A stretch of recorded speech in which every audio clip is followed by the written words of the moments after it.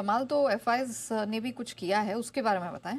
FIIs के data में बता देता हूं आपको। एफआईज के बिग डेटा में क्या है, एफआईज ने 28 अक्टूबर के बाद एक दिन की कैश मार्केट की सबसे बड़ी खरीदारी की है, वो है 5233 करोड़ की।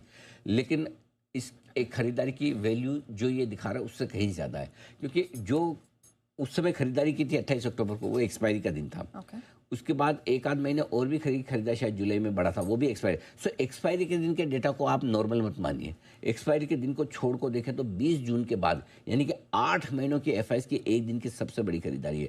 और कैश और स्टॉक फ्यूचर्स और इंडेक्स तीनों मिलाकर देखें 16,764 करोड़ की वन ऑफ द बिगेस्ट खरीदारी है। नेट इतना दम लगा के खरीदा है। और घरेलू फंड से खरीदा है 1014 करोड़ का। अब नेहा जी, सवाल यहाँ पर ये आता है कि अगर दोनों ने खरीदा तो बेचा किसने? आपने, हमने, रिटेल, ऑफ कोर्स रिटेल। क्या होता है देखिए, एक बात समझिए, जब भी किसी लंबे कमजोरी वाले खराब सेंटिमेंट वाले माहौल में एक बड़ा उछाल आता है तो फंसे हुए ट्रेडर्स हमेशा अपनी पोजीशन खत्म करने की कोशिश करते। ऐसा उनको ये फील, अरे यार बड़ी मुश्किल से भाव आया, छोड़ो।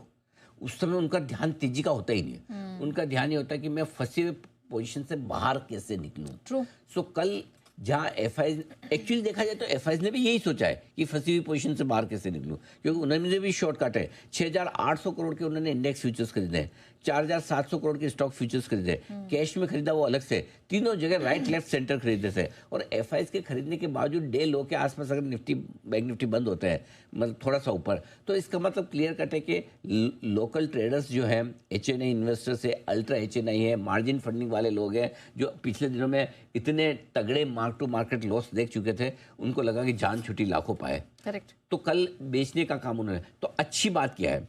अच्छी बात कल के डेटा में यह है कि एफआईज ने नहीं बेचा है, बल्कि एफआईज ने शॉर्ट काटे हैं। अच्छी बात है कि एफआईज ने खरीदा है, ये दूसरी अच्छी बात है।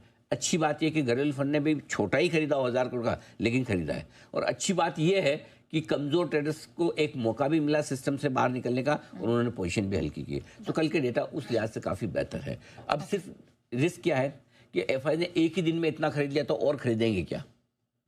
इसका जवाब न मेरे पास है न आपके पास है, इसका जवाब एफआईज के पास ही है। और अगले एक दो दिनों में, इसलिए मैंने कल भी कहा था कि एक दिन के डेटा से कुछ पता नहीं चलेगा।